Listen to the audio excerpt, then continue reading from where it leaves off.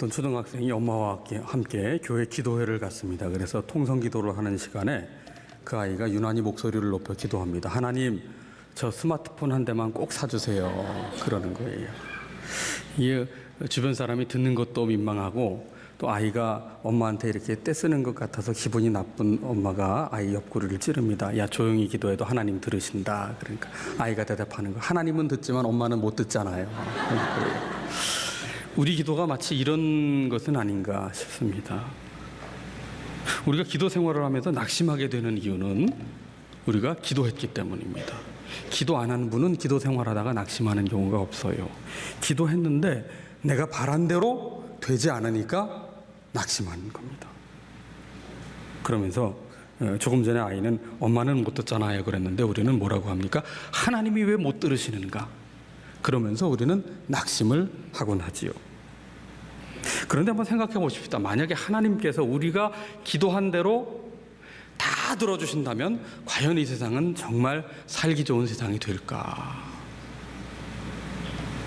길을 가다 사거리 몫이 좋은데 가게가 있는데 거기는 항상 손님이 가득 차 있어요. 야, 저 가게 내 가게가 되었으면 좋겠다. 하루아침에 내 가게가 되었어요. 아무런 노력도 없이. 그 어느 날 그 가게 주인은 갑자기 영문도 모른 채 쫓겨나는 것이고 내가 그 가게를 빼앗은 격이 되는 것 아니겠어요? 출근길에 차가 너무 많이 막혀서 마음속으로 기도하기를 이 앞에 있는 차들이 다 땅속으로 사라졌으면 좋겠다는데 땅속으로 다 사라졌어요. 그럼 내가 살인자가 되는 거 아니에요? 지하철 탔는데 출근길 10,000원 지하철이에요. 여기 사람들 다 사라졌으면 좋겠다. 그 사라지면 똑같은 것 아니겠습니까? 시험을 치르는 수험생이 모르는 문제 앞에서 발을 동동 구르다가 다른 애들은 다 틀리게 하시고 나만 맞게 해주시옵소서. 그렇게 기도했는데 응답이 된다면 공부 안 한 아이는 점수를 받고 공부 열심히 한 아이는 점수를 못 받는다면 그 하나님의 공의가 이게 무너지는 것 아니겠어요? 설사 좋은 점수가 나온다 하더라도 모두가 좋은 성적 받기를 기도해서 결국 그 시험을 다 만점 받았다. 수험생들이. 그럼 그 시험에는 변별력이 없어지는 것 아니겠습니까? 기도하되 바르게 기도하는 것이 굉장히 중요합니다. 요한복음 15장에 포도나무 비유에서 끊임없이 강조하는 한 가지의 말씀이 있어요. 이것은 내 안에 거하라는 말씀이에요. 주님께서는 내 안에 거하는 것이 열매를 맺는 것보다 먼저이고 가장 중요한 것이다. 신앙의 본질은 열매가 아니라 주님 안에 거하는 것이다. 그렇게 말씀합니다. 그래서 5절 말씀에 이렇게 말씀하지 않습니까? 나는 포도나무요 너희는 가지라. 그가 내 안에 내가 그 안에 거하면 사람이 열매를 많이 맺는다. 열매 전제 조건이 있어요. 주님 안에 거해야 합니다. 주님이 내 안에 머무셔야 합니다. 그렇지 않으면 나를 떠나서는 너희가 아무것도 할 수 없습니다. 주님 안에 거하라고 말씀하세요. 6절에서는 또 뭐라고 말씀합니까? 6절을 같이 읽어봅니다. 사람이 내 안에 거하지 아니하면 가지처럼 밖에 버려져 마르나니 사람들이 그것을 모아다가 불에 던져 사르느니라. 아멘. 주님 안에 거하지 않으면, 주님을 외면한다면, 주님으로부터 떨어져 나간다면 가지처럼 생명력을 잃은 채 마르게 되고 그리고 버려지게 된다는 거예요. 사실 포도나무 가지는 땔감으로는 전혀 쓸모가 없는 나무라고 합니다. 그야말로 줄기로부터 떨어져 나간 가지는 아무런 쓸모없는 가지가 될 뿐이라는 거예요. 여러분, 우리의 삶이 메말라가는 이유가 무엇입니까? 생기를 잃어버리는 이유가 무엇 때문입니까? 하는 일이 잘 안 돼서입니까? 바라던 대로 그 모든 것이 풀리지 않아서 그런 겁니까? 오늘 성경은 분명히 말씀하고 있어요. 생명의 근원이신 주님 안에 거하지 않으면, 주님께로부터 떨어져 나간다면, 주님을 외면한다면 우리는 생명력을 잃어버리고 생기를 잃고 파리해지고 마른 막대기같이 되어버릴 수밖에 없다 말씀하고 있습니다. 여러분, 인생의 가장 큰 비극은 무엇입니까? 고난이 아니에요. 주님 밖에서 사는 것입니다. 주님과 상관없이 사는 것, 인생의 가장 큰 비극이에요. 오늘 주님께서는 주님 안에 거하는 삶이 무엇인지를 우리에게 분명히 말씀하고 계신데, 먼저 7절 말씀입니다. 7절을 같이 한번 읽어보시겠습니다.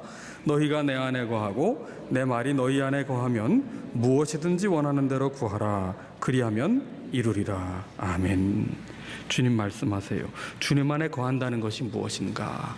주님의 말씀이 내 안에 거하는 것이라고 구체적으로 말씀하고 계십니다. 주님의 말씀이 내 안에 머물러야, 그래야 주님 안에 거하는 것이다. 그렇게 말씀하고 계세요. 주님의 말씀이 우리 안에 거한다. 이 무슨 뜻일까요? 말씀은 우리 개혁교회의 교리에 의하면 이 성경 말씀은 무엇이냐? 신앙과 생활의 유일한 규범이라고 되어 있어요. 그걸 우리가 다 고백을 하고 세례를 받고 입교를 하셨다고요. 이 말씀은 단지 종교 생활에 필요한 것이 아니라 우리의 신앙뿐 아니라 우리의 모든 일상생활, 우리가 천국 가는 그날까지 우리의 모든 삶의 전반에 걸친 생활의 규범이다. 유일한 규범이다. 이 사실을 정말 우리가 인정하고 있느냐? 주님의 말씀이 우리 인생의 가장 중요한 이 선택과 결정의 근거가 되고 있느냐? 그것을 우리에게 말씀하는 거죠. 인생이란 수많은 선택과 결정의 연속입니다. 무엇을 선택할지, 어떤 것을 결정할지, 거기에서 우리는 무엇에 근거해서 선택하고 결정하느냐? 정말 성경 말씀이 우리의 인생길의 선택과 결정의 유일한 근거가 되고 있느냐? 한번 우리 스스로에게 진지하게 질문을 해보아야 합니다. 그것이 바로 주님의 말씀이 내 안에 거하는 삶의 의미입니다. 헨리 나우엔이 이런 말을 했어요. 그리스도인들처럼 하나님 말씀을 기대하지 않고 듣는 말씀은 없다. 여러분, 우리가 얼마나 말씀을 사모합니까? 얼마나 말씀을 잘 받습니까? 주중에도 케이블 TV로 말씀을 받고 유튜브에 들어가서 또 말씀을 받기도 하고 성경을 통독하기도 하고 묵상하기도 하고 그러는데 정작 그 말씀을 기대하지는 않는다는 거예요. 그 말씀을 인정하고 신뢰하지는 않는다는 겁니다. 그러니까 다시 말하면 인생의 선택과 결정의 과정에서는 말씀을 제외시켜버린다는 거예요. 이건 교회에서나 하는 얘기고 신앙의 영역에서만 국한된 얘기고, 결정적인 순간에는 어떻게 한다고요? 전부 내 뜻대로, 내 기분대로, 내 판단에 따라 선택하고 결정해버립니다. 그리고 나서 일이 안 되면 어떻게 해요? 하나님 탓하는 거예요. 하나님 내게 왜 이러십니까? 혹시 이런 반복이 우리 신앙생활의 연속은 아닌가? 우리가 주님 안에 거하지 않으면서, 주님 주시는 그 생명력을 공급받지 않으면서, 주님 말씀 안에 거하지 않으면서 내 힘과 내 생각과 내 고집대로 살면서 주님께서 내 삶에 열매 주시기를 바란다면 그거는 어리석은 일이에요. 가지가 줄기에서 떨어져 버렸는데 어떻게 열매를 기대할 수 있겠습니까? 오늘 본문에서 또 한 가지 주님 안에 거하는 것이 무엇인가를 설명하고 있는데, 그것은 9절 말씀입니다. 9절을 같이 읽어봅니다. 아버지께서 나를 사랑하신 것 같이 나도 너희를 사랑하였으니 나의 사랑 안에 거하라. 아멘. 주님 안에 거하는 것은 무엇이냐? 다른 말로 하면 주님의 사랑 안에 거하는 것이다. 그렇게 말씀하고 있어요. 주님께서 우리에게 보여주신 사랑은 어떤 사랑입니까? 아들 독생자를 아낌없이, 죄 없으신 분께서 나를 위해, 죄인된 나를 위해 아낌없이 보혈의 피를 흘려주시되 다 흘려주셨어요. 생명을 내어주시기까지 우리를 사랑하셨습니다. 그 사랑으로 우리의 죄를 씻어주시고 우리를 죽음으로부터 구원하셔서 생명의 길, 영생 얻는 하나님의 자녀 되게 하셨어요. 이 사랑을 조건 없이 받았는데, 이 사랑을 받은 자로서 이제 주님을 사랑하며 또 그 사랑으로 나 자신을 용납하며 또 그 사랑으로 이웃을 사랑하며 사느냐. 주님의 사랑 안에 거한다는 것은 그런 뜻이에요. 주님을 온전히 사랑하고 그 사랑으로 나를 사랑하고 이웃을 사랑하는 삶을 살고 있느냐. 그렇게 주님의 사랑 안에 머무를 때 주님께서는 우리의 삶의 열매를 맺게 하신다는 겁니다.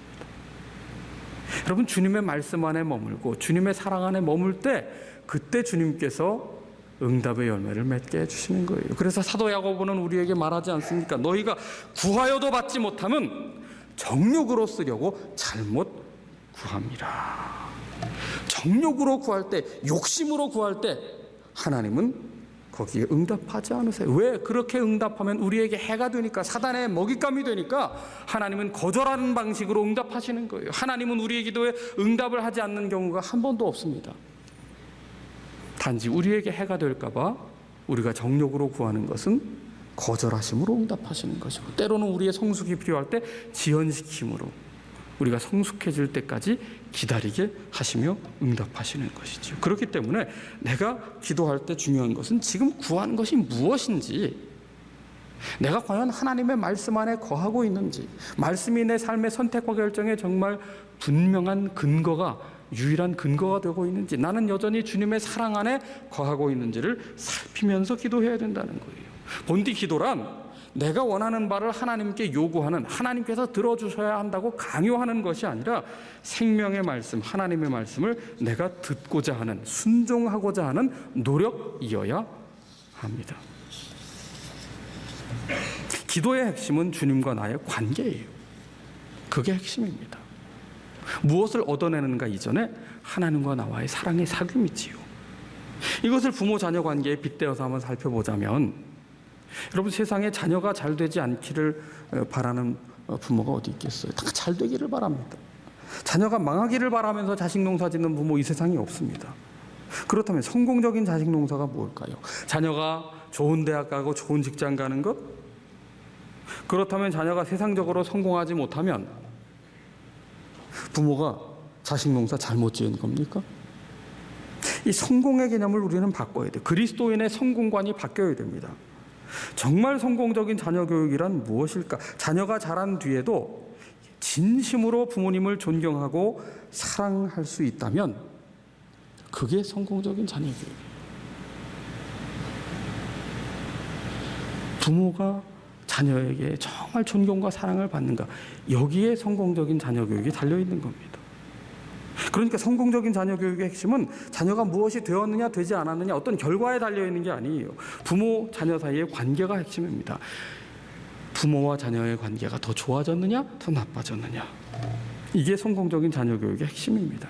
그러니까 자녀가 대단한 성취를 했다 하더라도 부모 자녀 관계가 나빠졌다면 그것은 사실 실패한 교육이라는 거죠. 어떤 자녀가 취업 면접을 보는데 면접관이 질문하기를 아버지에 대하여 어떻게 생각하느냐 질문을 던집니다. 그때 이 면접 보는 사람이 대답합니다. 저는 아버지가 돈을 많이 벌어서 좋고요, 아버지가 높은 사람이라서 좋고요, 아버지가 힘이 있고 빽이 있어서 너무나 좋아요. 만약에 부모님이 면접관에 대해서 이런 대답을 듣는다면 기분이 좋으시겠습니까? 아니면 저는 아버지가 나의 아버지라서 좋아요, 저는 아버지를 정말 사랑합니다, 아버지를 보면 하나님을 느낄 수가 있어요, 제가 하나님을 믿는 이유는 아버지 때문입니다, 아버지는 제가 세상에서 가장 존경하는 분입니다. 여러분, 이런 대답을 듣고 싶으십니까? 부모 자녀 사이에 가장 중요한 것은 관계예요. 마찬가지입니다. 바른 신앙이 뭘까요? 내가 열심히 기도해서 좋은 대학, 좋은 직장, 좋은 가정 이루었다, 응답받았다, 물론 굉장히 중요합니다. 그것도 복된 일이지요. 그러나 여기에만 머물러서는 안 됩니다. 내가 바라던 바를 성취하는 데에만 초점을 맞춘다면 그것은 정한수 떠놓고 기도하는 사람과 다를 바가 없지 않겠어요? 우리의 신앙은 이러한 것이 필요 없다는 것이 아니라 이러한 수준에서 한 차원 더 높은 수준까지 연결될 수 있어야 되는데, 정말 바른 신앙은 뭐냐 하면 하나님을 통해서 내가 바라던 바를 성취해내는 것이 아니라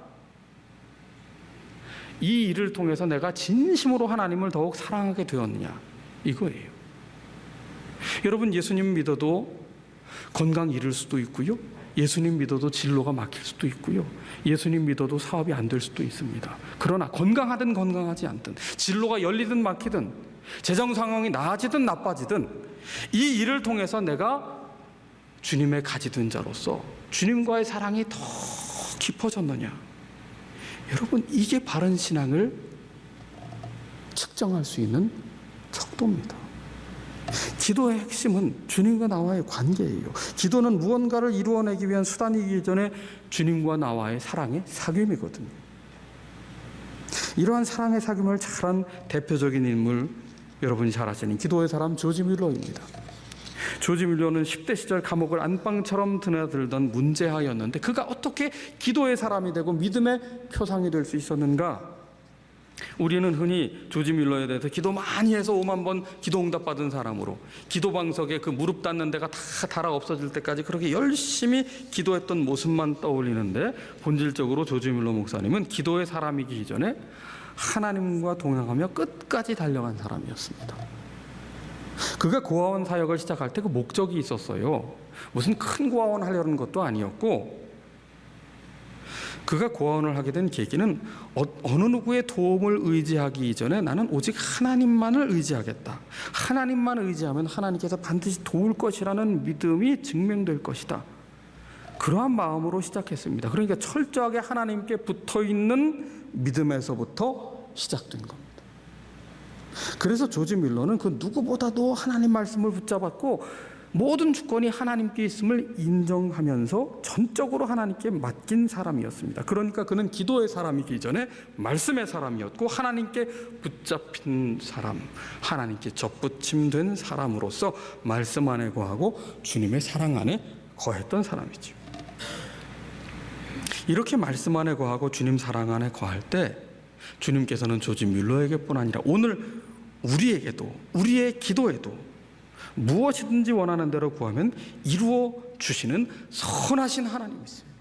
우리가 말씀 안에 거하고 주님의 사랑 안에 거한다면 선하신 아버지 하나님께서는 우리의 모든 기도, 믿음의 기도에 응답하시는 신실하신 하나님이시라는 사실입니다. 지난 주간에 일본의 시골 마을 히메지라는 곳에 비전교회를 다녀왔는데, 그 선교사님은 선교사가 되기 전에 사업을 하는 가정이었고 신실한 성도의 가정이었어요. 결혼한 지 얼마 안 돼서 아기가 태어났는데, 그 첫째 딸이 5개월 되던 때에 그 아기 엄마, 선교사님의 아내 되시는 분이 구역 예배를 인도하기 위해서 구역 모임을 주관하고 있었습니다. 그 신혼가정에서 아기 키우면서 구역 모임을 인도할 정도니 얼마나 열정이 있어요. 구역 모임을 인도하고 구역 식구들을 살피느라 아기에게 잠시 한눈판 사이에 그 아기가 물 담긴 그릇에 얼굴을 받고 익사해버리고 말았습니다. 첫 아이를 5개월 만에 잃었어요. 그리고 이분이 사업이 아주 잘 되었고 또 장로님으로 그 교회를 아주 신실하게 잘 섬기시다가 뒤늦게 부름을 받아 신학교에 가서 목사 안수를 받으시고, 그리고 선교사로 부름을 받으셨는데, 그 사역지가 일본의 시골 마을 히메지라는 곳입니다. 이분이 일본은 쳐다보지도 않을 만큼 반일 감정이 마음에 가득했던 분이고, 일본은 가보지도 않은 나라입니다. 마치 그 요나가 니느웨 성을 바라보듯 그런 마음이었어요. 그런데 성령님께서 이 선교사님을 강하게 붙드셔서 일본으로 부르셨습니다. 그렇게 일본 선교사로 가신 지가 이미 20년이 되셨는데, 저희가 그곳에서 부흥성회에 참석을 했는데, 한국에서 우리 서울북로의 목사님들 가셨는데, 이제 선배 목사님들께서 부흥회를 인도하시고, 우리는 뒤에서 찬송하고 또 통성기도 같이 하고 성도들에게 이제 안수기도를 하고 그랬는데, 일본의 복음화율은 1% 미만이고 1억 2,800인구 중에 교회는 8,000곳, 그리고 목회자가 없는 교회가 30% 이상이나 된다고 우리에게 현장에서 말씀을 하시더라고요. 일본은 선진국이지만 영적으로는 우상과 잡신이 아주 가득한 그런 나라입니다. 아직도 가정마다 우상을 섬기는 그런 일이 계속 진행되고 있고, 마을 어귀에도 시골 마을이다 보니까 우상 섬기는 작은 조형물들이 이렇게 있어요. 이들이 얼마나 종교성이 많은지 태어날 때는 신사를 가고 결혼할 때는 교회에 가서 결혼을 한다고 그러네요. 근데 그게 예배드리는 교회가 아니라, 그 일본은 독특하게도 이 교회에서 기독교식으로 예배를 드리는 것에 대한 어떤 그 기대가 있나 봐요. 그래서 호텔 옆에는 다 부속 건물로 교회 건물이 있대요. 그래서 호텔에 있는 부속 건물인 교회처럼 생긴 데 가서 거기서 이제 목사님께 주례를 받는다고 그러는데, 근데 죽으면 또 절에 간다고 그럽니다. 안심보험을 여러 군데 들어놓은 거예요. 종교성은 많은데 중심이 없는 거예요. 바른 신앙이 없는 거예요. 예수님께 붙어있는 이 생명력 있는 신앙의 어떤 고백이 전혀 없는 겁니다. 그래서 이들은 새로운 종교도 무엇이든 거리낌 없이 받아들이는데, 내게 이익이 된다면 어느 신이든 섬긴다. 그게 일본의 어두운 영적인 모습이지요. 저희가 부흥성회에 참석했을 때 교포들 또 일본 현지인들 이렇게 함께 예배를 드렸는데, 저희 인원이 더 많았어요. 저희가 30명 좀 넘게 갔으니까 저희 인원이 더 많았는데, 이 교육관 드림센터의 중등부 예배실만한 본당에서 2층은 이제 목사님 자택이고 거기서 이제 예배를 드렸는데 얼마나 이분들이 뜨겁게 찬양을 하는지, 아멘 소리는 또 얼마나 큰지 이들에게 간절함이 있더라고요. 1%도 안 되는 교회다 보니 얼마나 하나님 앞에 정말 간절히 울부짖으며 토하듯 기도를 하고 정말 간절히 사모하는 마음으로 말씀을 받고 있는지요. 이들의 영적인 야성이 살아있음을 경험했는데, 우리가 그곳에서 예배를 드리면서 우리 목사님들이 함께 똑같이 마음의 도전을 받고 회개한 것이 하나 있습니다. 그건 뭐냐 하면, 우리가 그동안 일본을 미워할 줄만 알았지 일본을 위해서 진정으로 하나님의 마음을 헤아리며 하나님의 뜻을 헤아리며 기도한 적은 없었다는 사실이, 그걸 저희들이 아주 뼛속 깊이 느끼며 회개를, 기도를 드렸습니다. 선교사님께서 우리에게 간곡히 부탁한 것이 있어요. 선교지는 어디든 영적으로 눌려있고 힘들고 외로운 곳인데 선교사와 선교지는 기도를 먹고 산다.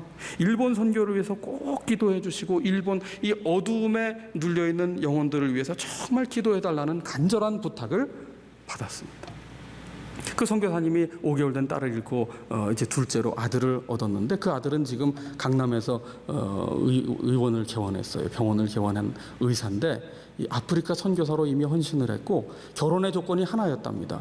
며느리를 볼 때 아프리카 선교에 가겠느냐 안 가겠느냐 해서 간다고 해서 결혼을 했다는 거예요. 그러면서 이 선교사님의 고백이, 하나님이 하셨다. 우리가 일본에 온 것도, 아들이 아프리카 선교사, 의료 선교사로 헌신하게 된 것도, 이 모든 것도 다 기도의 응답이고 하나님께서 이끌어 주시는 것이다. 우리가 그런 감동을 받고 왔는데요. 아베는 지금도 반한 감정을 부추기며 정권을 유지하려고 합니다. 혹시 우리는 또 반일 감정을 부추기며 어떤 이익을 꾀하려는 수단으로 삼는 것은 아닌가? 오늘의 한국 정치는 협치는 간 곳 없고 싸움만 있습니다. 여당은 야당을 능멸하려 하고 야당은 여당을 능욕합니다. 국민은 간데 없고 자신들의 이익을 위해 오직 편을 가르며 선동하는 일만 하는데, 그렇게 싸우면서 극한 대립의 양 끝지점에 있으면서 그렇게 정권을 주거니 받거니 하려는 것은 아닌가? 이러한 한국 정치에 대하여 우리는 냉소하고 또 비판을 하고 있는데, 그러나 이런 냉소와 비판을 넘어서 정말 우리는 청와대를 위하여, 정부를 위하여, 대통령을 위하여 정말 하나님 앞에 간절히 기도하고 있는가? 국회의원을 향한 비판의 소리 이전에 정말 국회를 위하여 우리는 기도하고 국회의원을 위하여 기도하고 있는가? 사법부를 위하여 기도하고 있는가? 하나님의 뜻이 이루어지기를 정말 기도하고 있는가? 돌아보아야 합니다. 여전히 생명이신 주님께 붙어있지 않은 채 자신의 힘으로 살려고 발버둥치다가 지쳐 허무한 가운데 있는 외로운 이들, 주님 주신 생명을 모르는 이들, 우리가 새생명잔치를 통해서 주님께 붙어있는 가지 되도록 우리가 기도하고 우리가 전도해야 되지 않겠습니까? 우리가 주님 안에 거하고 말씀 안에 거하고 사랑 안에 거할 때 무엇이든지 원하는 대로 구하라 그리하면 이루리라. 선하신 하나님께서는 우리의 기도에 응답하시고 이루어 주시는 하나님이십니다. 우리는 과연 이 신실하신 아버지 하나님을 신뢰하며 기도하고 있는가? 다시금 기도의 엎드림을 회복해야 하겠습니다. 기도합시다.